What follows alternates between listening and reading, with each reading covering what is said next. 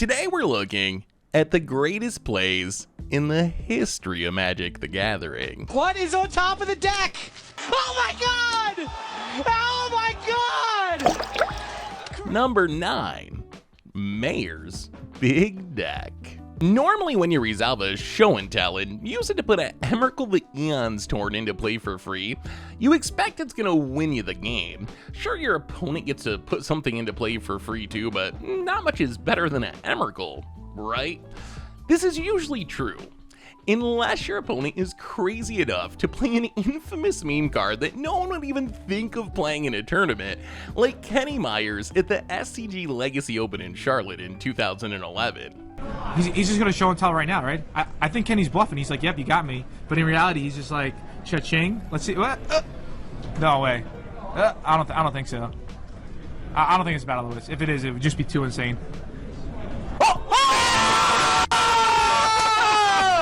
That's insane! Actually the sickest thing ever! That's right. Adam resolves a show and tell and slams the Emrakul into play, but Kenny flips up a Battle of Wits, a 5-mana enchantment that wins you the game on your upkeep, assuming you have at least 200 cards in your library.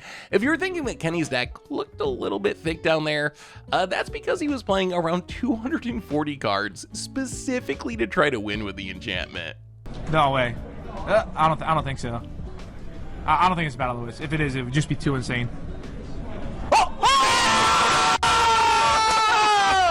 That's insane! Actually the sickest thing ever! Dude, oh man! That look is priceless right there. Wow! It's a turn. Just yeah. Are you done? Kenny just asked, "Are you done?" All right. Yeah. All right. And Adam scoops it up. Wow, Kenny Meyer. Give it up for Kenny Meyer, guys. Give it up for Kenny Meyer, everybody. It's pretty good. It's pretty good. Kenny Meyer. Wow. Number 8, a miracle at the World Magic Cup. Back in the 2010s, Magic had a yearly tournament called the World Magic Cup. Players could qualify for their national teams through tournaments in their home country, and the winners would team up to battle against teams from around the world. At the 2012 World Magic Cup, Team USA included 2 of the best and most well-known players in the world, Hall of Famers Luis Scott Vargas and Brian Kibler. In day 2 of the event, Team USA would play against Team Taiwan, or Chinese Taipei according to coverage, for a spot in the top 8. The way the event worked is that 3 teammates would each play against a player from the opposite team, and the first team to win 2 of the 3 matches would win the round. USA and Taiwan split the first 2 matches, leaving Brian Kibler's match against Terry Chan as the decider. The winner would move on, and the loser would be eliminated. In the 3rd game of the match, Kibler managed to stick an Olivia Voldaren that would be lethal the following turn. Chan had a single draw step to either find a way to kill the Olivia or kill Brian. And then, a miracle happened. Go.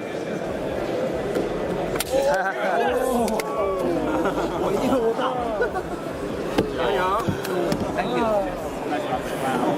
Well, it's a bit hard to see in the video since for some reason this match wasn't a feature match and was instead recorded by someone near the table. Chan drew his card for the turn and almost in one motion flipped Bonfire of the Damned onto the table.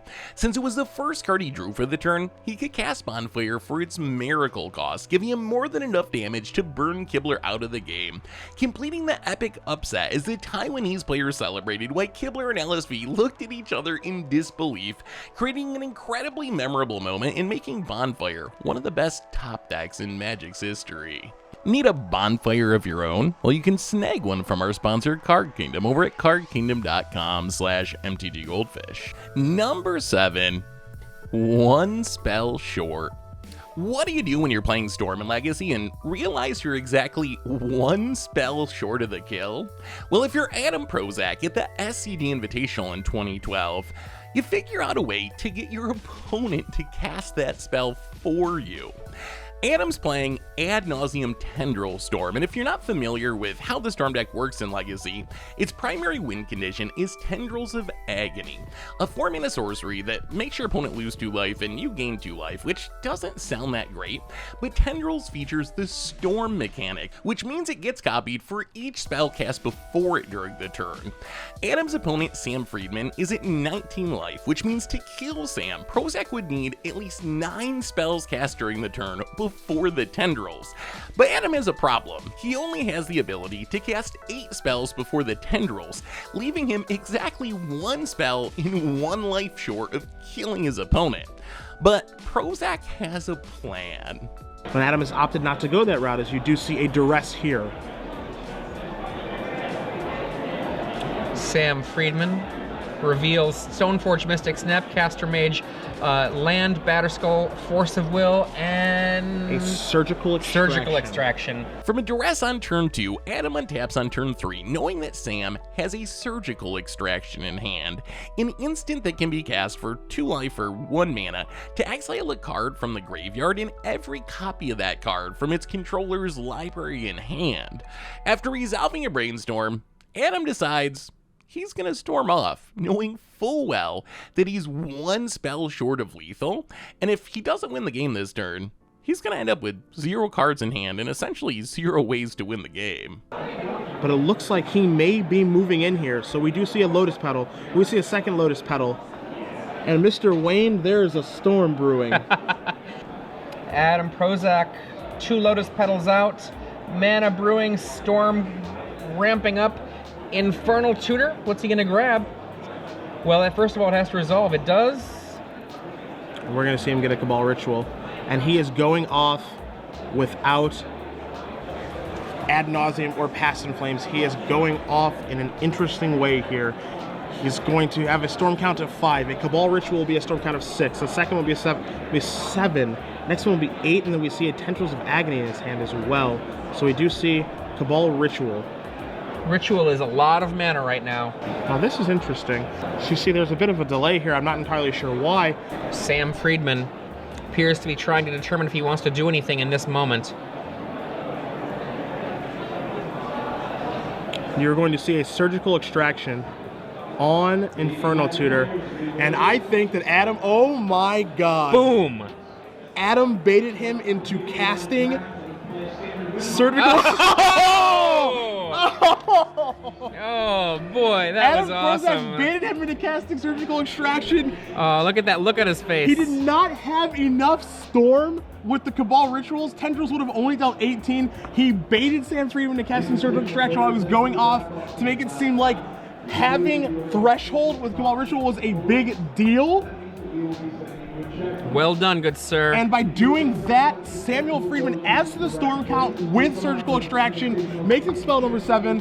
Cabal Ritual number 2 makes it spell number 8. Cabal Ritual 3 makes it spell number 9. Tendrils makes it spell number 10. Exactly enough. And that is exactly lethal. Goes over the top.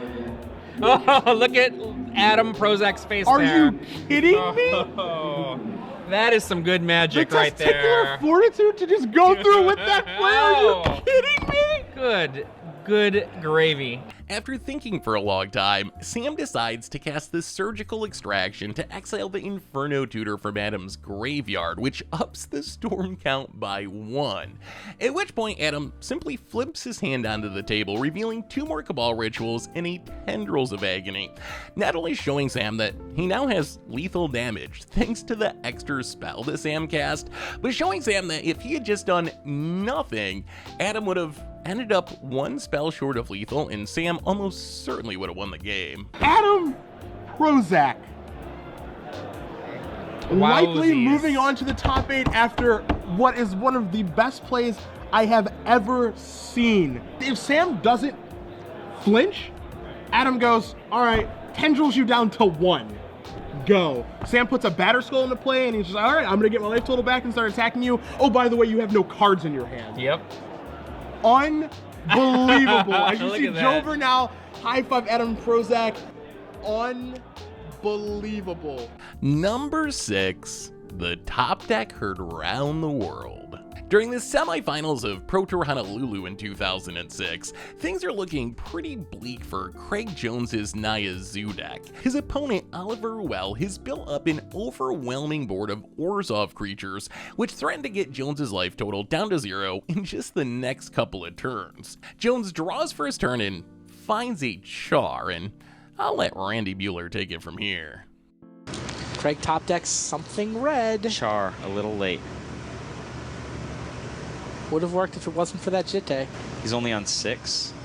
Yep. Pretty soon that Char is going to be a blank because from 6 life, he takes 4 again. Yeah, I think he basically is just going to have to spend some mana to Char and then hope to top deck He might just have 3 to damage. Char the Hand of Cruelty. He's not going to win that way.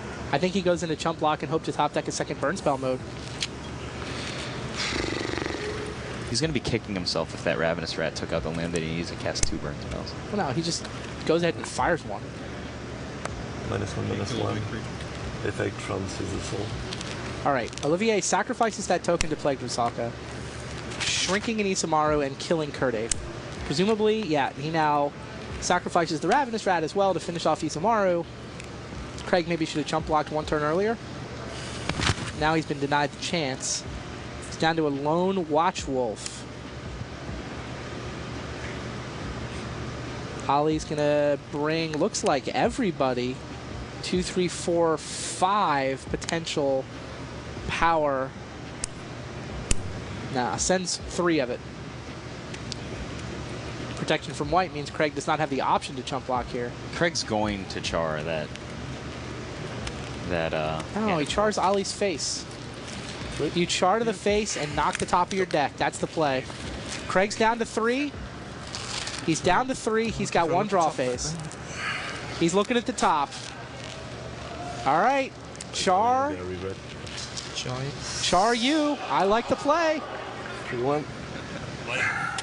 The crowd is into it. Smash it. What is on top of the deck? What is on top of the deck? Oh, it's Lightning Helix! Oh my God! Oh my God! Craig Jones is through the finals! Oh my God! Wow!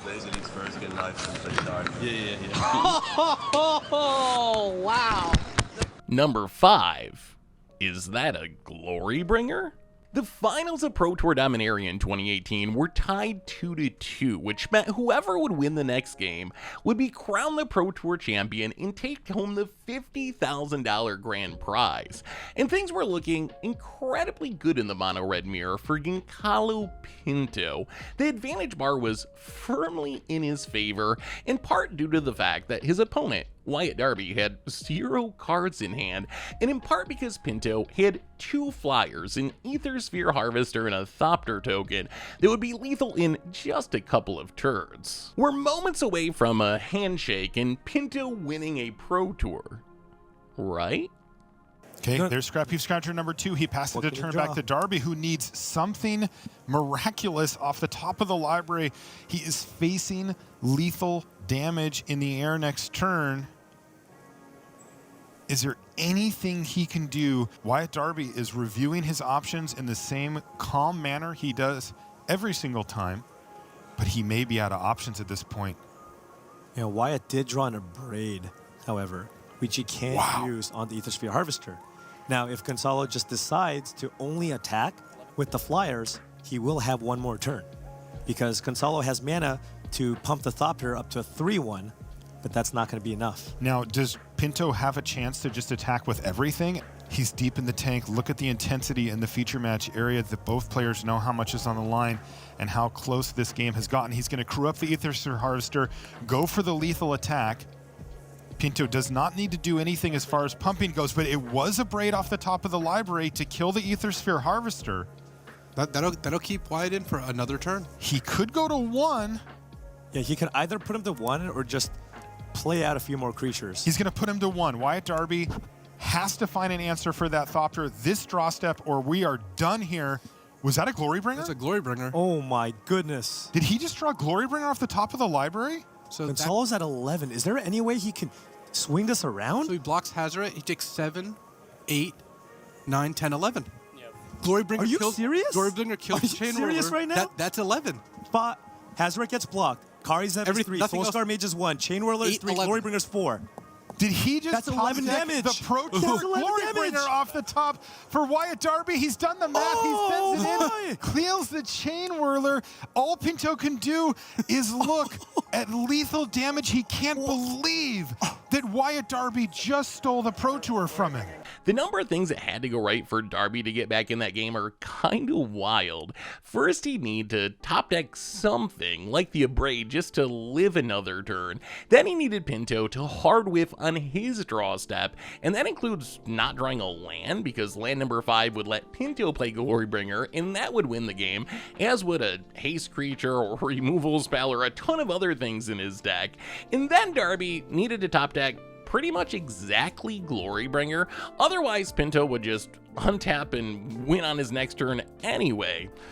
As they say, sometimes it's better to be lucky than good. And that's going to do it. Wyatt Darby is your Pro Tour Dominaria champion in an unlikely comeback in game number 5. The glory is all his. Number 4, Nassif calls his shot. There's a famous piece of baseball lore where Babe Ruth walked up to the plate during the 1932 World Series being heckled by his opponents on the Cubs and called his shot, pointing to center field before hitting a mammoth home run to that exact spot. While baseball fans and historians still debate whether or not this story is even true, there's no debate about the Magic version of this event. During the deciding Game 5 of the quarterfinals of Pro Tour Kyoto in 2009, things are looking pretty bleak for Gabriel Nassif. His 5-color control deck is facing down a lethal beatdown from Matteo Orsini-Jones's white-black tokens list, and a Thoughtseize revealed that Nassif has nothing in his hand except for a useless land. Nassif needs to draw threats.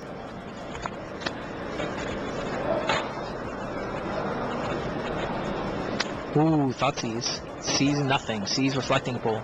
Nassif has exactly 1 turn to draw something that'll turn around the game. So what does Nassif do? He untaps, draws for his turn, but doesn't look at the card he drew, instead putting it face down on the table. He spends a few minutes arranging his mana into peculiar piles of 3 blue, 3 red, and 2 black. He's trying to figure out what can it be? What do I need it to be? Arrange my lands. He's got a sort of sly smile on his face. My ultimatum mana.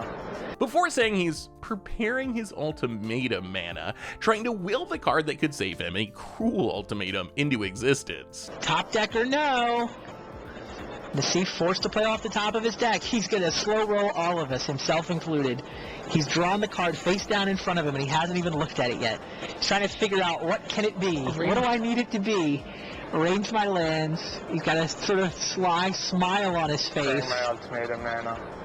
Oh, this is ultimatum mana. That's the card that he wants. Cruel Ultimatum is the card he's hoping to top deck. And ultimatum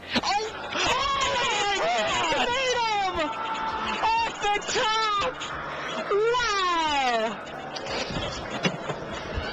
He arranged the mana in the shape of the one spell that he had to draw. Form of. Oh my goodness! Cool ultimatum. This cold shot top deck would go on to win Nassif the game, and a round later, he would defeat LSV in the finals for his first solo PT win. Number 3, Mom's Drain Life. During the finals of Pro Tour Paris in 1997, 2 of Magic's most popular players at the time, and 2 players who would go down in infamy, and Mark Justice and Mike Long would face off in the finals. As Long stumbles through the math while comboing off with his Prosbloom deck, we get to see pretty much everything that made the early days of Magic so special. The game appears to be taking place in some sort of storage closet with a big copy machine behind the players. There's unsleeved cards, aggressive shuffling, hilarious table banter, judges counting people's decks, and judges never blinking. What more could you want out of 1997 Magic? Okay, could you give me a floating mana count here? 5 green, 7 black, 6 blue. 13, 14, 15, 16, 17, 18, 22 floating mana. Well, 22 mana available.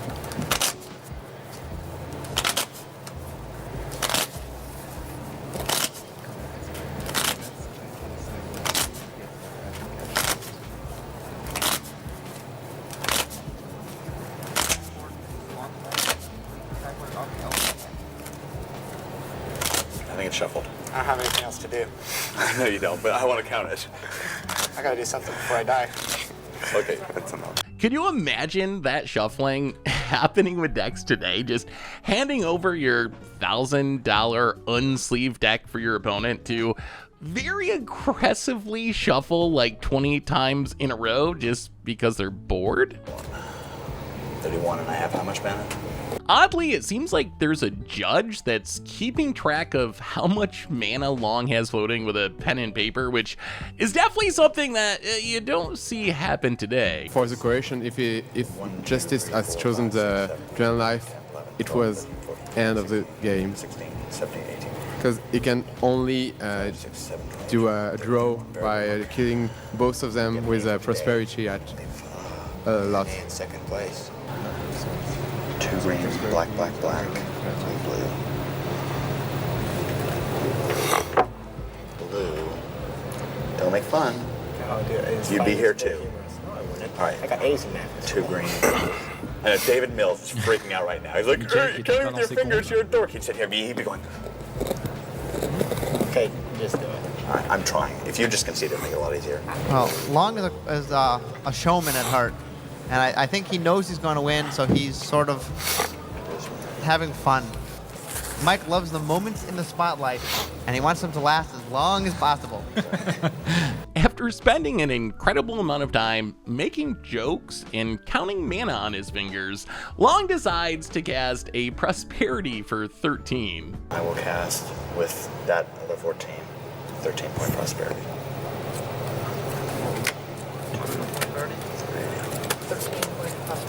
Okay, he's casting a 13. Long's casting a 13-point.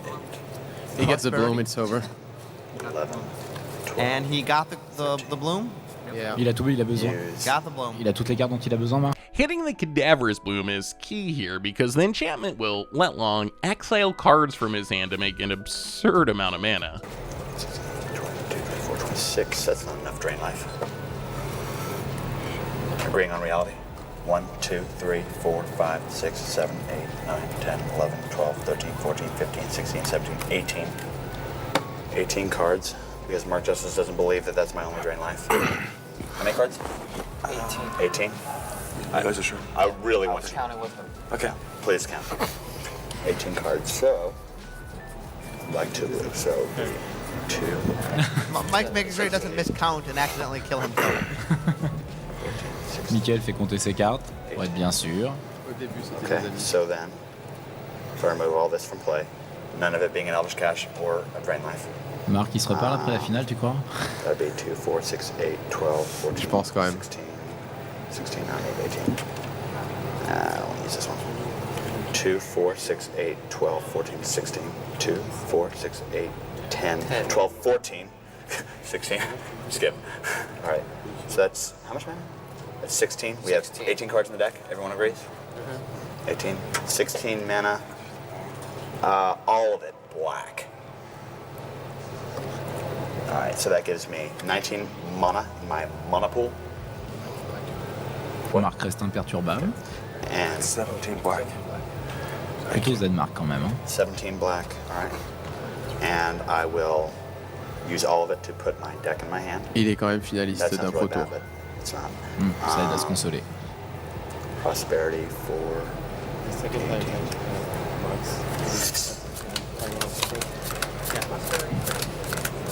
And I'll use all of this for black. Donc il vient de prendre les 18 dernières cartes de son jeu. 12, 14, 16, 18, 20, 22, 24, 26, 28, 30, 32, 34, 36, 38, 40, 42, 44.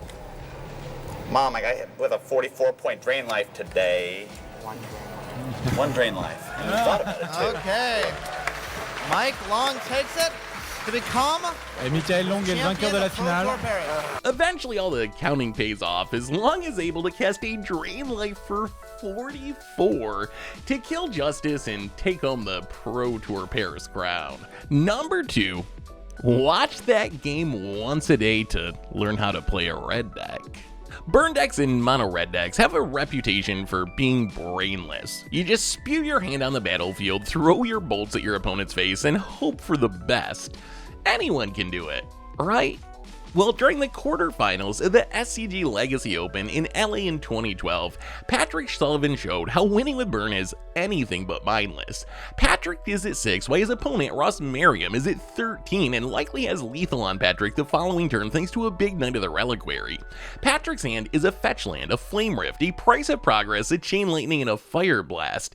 He also has a Sulfuric Vortex on the battlefield. It deals 2 damage to a player on their upkeep, and a Grim Lavamancer that can potentially deal 2 more damage to something, but Sullivan's graveyard is currently empty.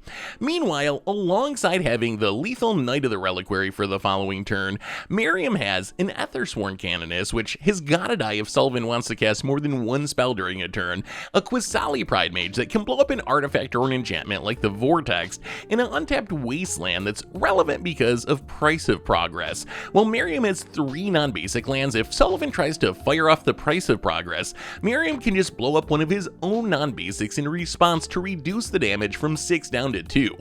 Put yourself in Patrick Sullivan's seat. Can you find a way to win this turn? It's interesting. If Patrick Price of Progresses, Ross will use his Wasteland and not have the mana to use the Pride Mage this turn, and not have enough mana to activate the Jitte next turn, most likely. That is interesting. Yeah. And without Thalia in play, Patrick can actually play a little bit, can potentially chain together a few, both Price of Progress, a Chain Lightning, and a Grim Lavamancer activation. Yep.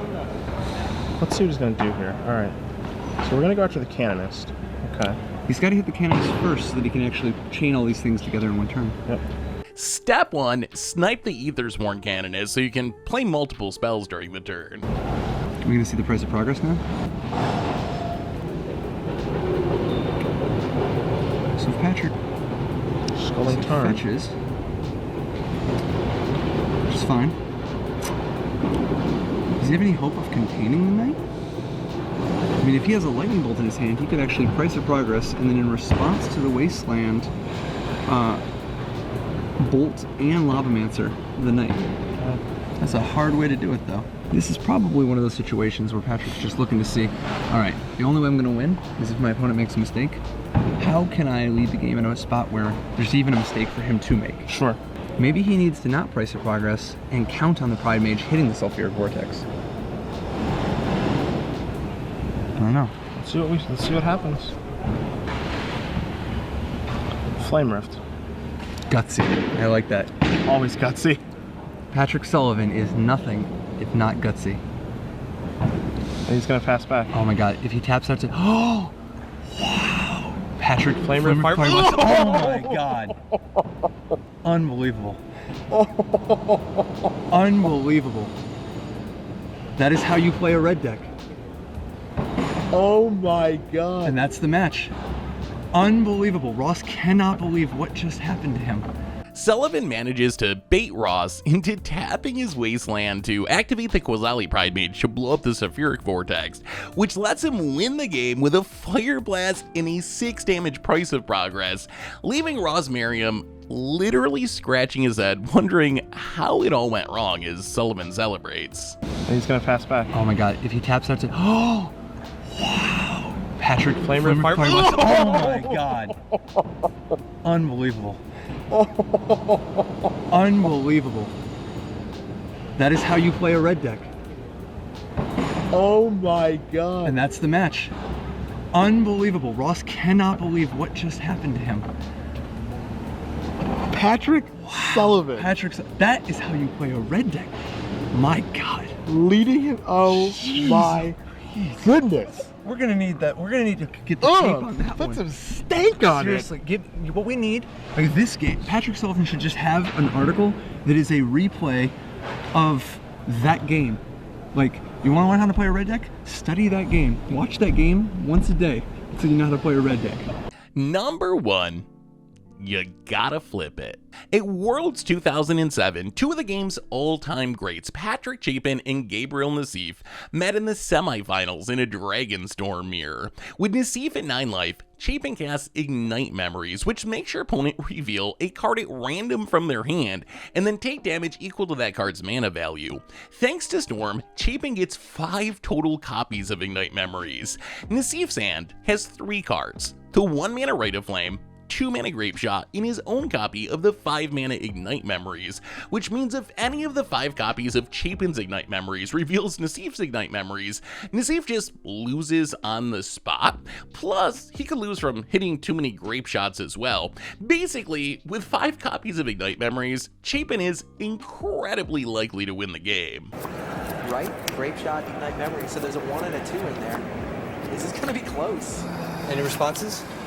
Gabe, just Ignite Memories is fatal, right? Ignite Memories, he's at 9. Basically needs to go 0 for Ignite Memories. If he ever hits Ignite Memories, he's going to die. Memories and hit. Right. So 1, 2, 3, 4, 5, 6. Yeah. 2. This. Grape Shot. Gabe's You're at still 7? in it. 7. He's going to have to shuffle every time. If Pat ever hits the Ignite Memories, I believe this game is over. Yeah. 1, And he 2, can 3, only 4, 5, 6. afford One more grape shot. I think 2. 3.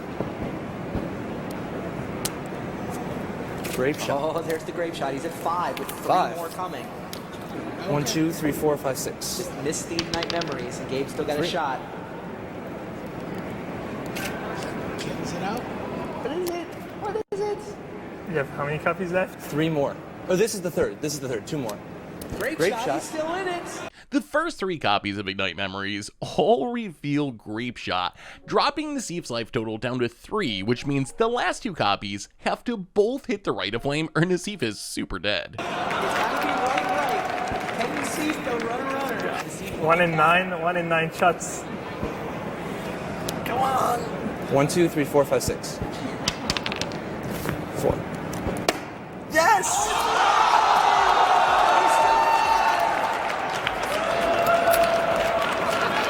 How about one more time, Stevens?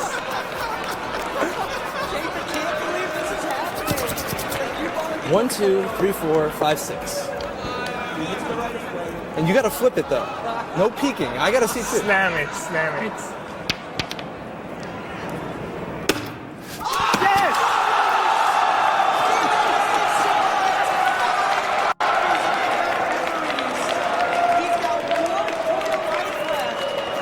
Wait, how many counter was there on this? Only 2, right? If you actually math out the absurd odds, the chances of Nassif surviving are pretty tiny. There are 243 possible combination of cards that could be revealed from 5 Ignite Memories, and 217 of those would leave Nassif dead.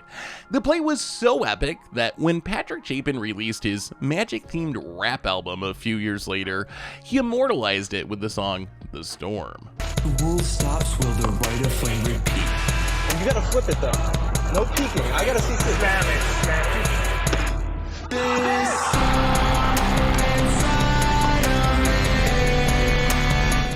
And those are the greatest plays in the history of Magic the Gathering. If you're looking for even more Magic, check out the video about the deck that poured opponents to death on the Pro Tour, or maybe the one where we found out what was better, a 2014 Modern deck or a 2024 Standard deck.